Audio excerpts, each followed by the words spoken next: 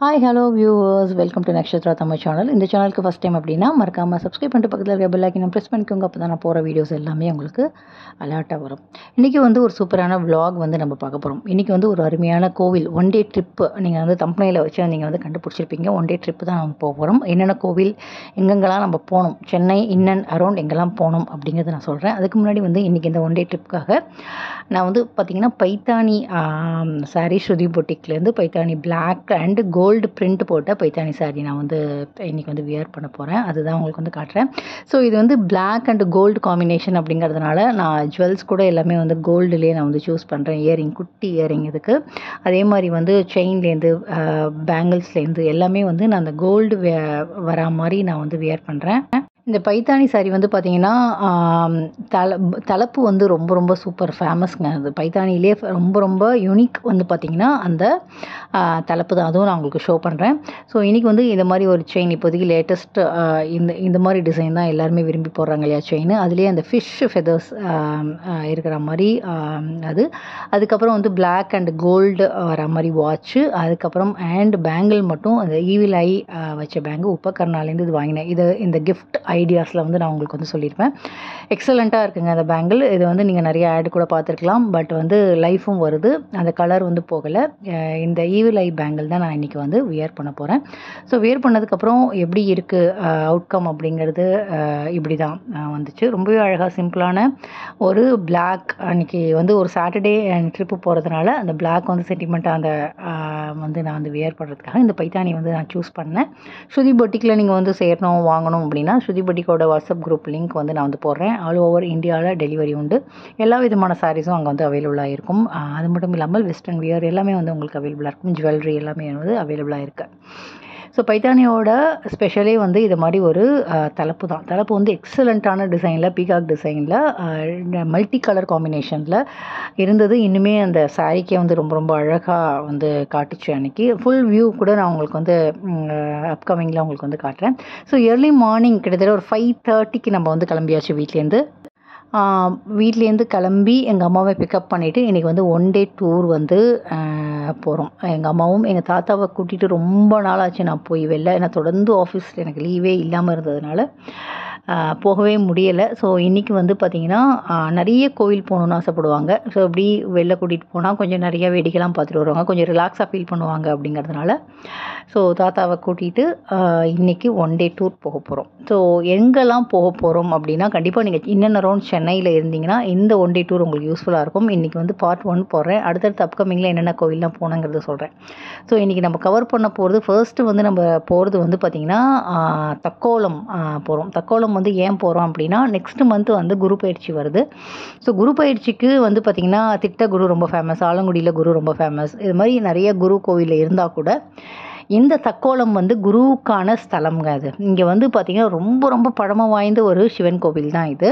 இது கிட்டத்தட்ட வேலூர் மாவட்டத்தில் அமைஞ்சிருக்கிற ஒரு தக்கோலம். சென்னையிலேருந்து ஒரு 1.5 hours அரக்கோணம் அந்த ரோட்டில் வர ஒரு கோவில். இது ரொம்ப ரொம்ப பழமை வாய்ந்த ஒரு சிவன் கோவில்.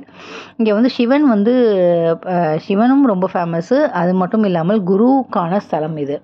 இங்கே பார்த்திங்கன்னா சிவன் நிறம் மாறுவார். 6 months ஒரு தடவை பார்த்திங்கன்னா சிவனோட நிறம் மாறும். அந்த அளவு ரொம்ப ரொம்ப பவர்ஃபுல்லான சிவன். அதே மாதிரி அம்பாள் பார்த்திங்கன்னா இங்கே நின்றுட்டு இருப்பாங்க. நின்றுட்டு கோலத்தில் இருக்கிறதுனால ரொம்ப ரொம்ப சக்தி வாய்ந்த அம்மனாக இந்த கோவில் இருக்குது. ஸோ நம்ம அட்ரஸ் நான் சொல்கிறேன். நாங்கள் போகிறோம் இல்லையா, அந்த கோவிலோட அட்ரஸ் ஃபஸ்ட்டு சொல்லிடுறேன். வேலூர் மாவட்டத்தில், வேலூர் மாவட்டம்னு சொல்கிறாங்க, ஆனால் வேலூர் வரைக்கும்லாம் போகிறது கிடையாது. உங்களுக்கு அங்கேருந்து ரொம்ப பக்கம் பார்த்திங்கன்னா பல்லூர் வராகி ரொம்ப பக்கம், அதுவும் போனோம். திருத்தணி எல்லாமே பக்கம் பக்கம் தாங்க. ஒரு 10-15 கிலோமீட்டர், 20 கிலோமீட்டர் கூட எல்லாமே வந்துடுது. வேலூர் மாவட்டத்தில் தமிழ்நாட்டில் தக்கோலம் ஊர் தக்கோலம். மூலவர் பார்த்திங்கன்னா ஜலநாதீஸ்வரர். தாயார் பார்த்திங்கன்னா கிரிராஜ அம்பாளாக இருக்காங்க. குரு எக்கோலம் ஆனாலும் தக்கோலம் போகணும் அப்படின்னு சொல்லுவாங்க. சகல தோஷத்துக்கும் நிவாரணி இந்த கோவில். எவ்வளோ தோஷம் இருந்தாலும் இங்கே வந்து இறைவனை வந்து நம்ம பார்த்து வழிபட்டு வேண்டிக்கிறது மூலியமாக அத்தனை தோஷங்களும் நமக்கு நிவர்த்தி ஆகும் அப்படிங்கிறது ஒரு ஐதீகம். ரொம்ப ரொம்ப பழமை வாய்ந்த கோவில். அதுக்கு முன்னாடியே நிறைய பேர் வந்து பார்க்கறதுக்காக வந்தாங்க. இந்த கோவில் பக்கத்துலேயே வந்து நந்தி வாயிலேருந்து தீர்த்தம் வரா மாதிரி அமைஞ்சிருக்கு. இப்போ தீர்த்தம் வரலைனாலும் அது வந்து இன்னும் விசேஷமாக இருக்குது. இங்கே நடராஜ சன்னதி தனியாக வந்து இருக்குது. அது மட்டும் இல்லாமல் பைரவர் இங்கே ரொம்ப ரொம்ப ஃபேமஸ்ஸு. ரொம்ப ரொம்ப சக்தி வாய்ந்த பைரவர், காளி, முருகர், இது அம்பாள், இது எல்லாமே ரொம்ப ரொம்ப பவர்ஃபுல். அம்பாள் வந்து பார்த்திங்கன்னா சிவனை ஆலிங்கனம் செஞ்சு வழிபட்டதாக ஒரு ஐதீகம் இருக்குது. அப்படி ஆலிங்கனம் செய்யும்போது என்னென்னா இங்கே வந்து சிவன் வந்து சுயம்புவாக உருவாயிருக்காரு. இன்றைக்குமே அந்த அம்பாள் வந்து ஆலிங்கனம் செஞ்சதுக்கான சுவடு வந்து சிவன் மேலே இருக்குது. சிவனுக்கு அபிஷேகம் வந்து இந்த கோவிலில் கிடையாது. ஏன்னா அம்பாளே வந்து சிவனை தொட்டு ஆலிங்கனம் பண்ணதுனால இன்னி வரைக்கும் யாருமே அர்ச்சகர் யாருமே வந்து சிவனை வந்து தொட்டது கிடையாது. ஆவுடையாருக்கு தான் எல்லா அபிஷேகமும் வந்து நடக்கிறது. சிவனுக்கு வந்து அபிஷேகம் வந்து இல்லை. இப்போ நீங்கள் பார்க்குறது தான் குரு. இப்போ நீங்கள் பார்த்தீங்க இல்லையா, குரு வந்து பார்த்திங்கன்னா நம்ம சொல்கிற குறைகளெல்லாம் கேட்கணுங்கிறதுக்காக ஒரு பக்கமாக சாஞ்சுண்டு உட்காந்துருக்கிற நிலையில் அமைஞ்சிருக்கிறது இன்னும் ஒரு விசேஷம். அருமையான ரொம்ப ரொம்ப பவர்ஃபுல்லான ஒரு குரு இது. முருகன் வள்ளி தேவனோட காட்சி தராங்க. அது மட்டும் இல்லாமல் வாசலில் வந்து பைரவர் இருக்குது. பைரவரும் வந்து ரொம்ப விசேஷம். அஷ்டமி வந்து பார்த்திங்கன்னா இங்கே வந்து விசேஷ வழிபாடு வந்து நடக்குது. பிரதோஷ வழிபாடு இங்கே வந்து ரொம்ப ஃபேமஸாக வந்து நடக்குது. இந்த கோவிலில் வரவங்கெல்லாம் வந்து நிறைய அந்த கோவிலுக்காக செய்யணும் அப்படின்னு நான் இந்த பதிவு மூலிமா வந்து நான் வந்து கேட்டுக்கிறேன். ஏன்னா ரொம்ப ரொம்ப பழமை வாய்ந்த கோவிலுங்க. ரொம்ப வந்து பார்த்திங்கன்னா பராமரிப்புலாம் ரொம்ப கம்மியாக இருக்குது. நம்ம இது மாதிரி கோவிலுக்கு போகும்போது நம்மளால் முடிஞ்ச காசு பணம் கொடுக்க முடியலைனாலும் எண்ணெய், சந்தனம், குங்குமம், நான் எப்போதுமே வந்து பார்த்திங்கன்னா இது மாதிரி கோவிலுக்குலாம் போகும்போது நிறையா வந்து வாங்கிட்டு கொண்டு போய் கொடுக்கறது உண்டு.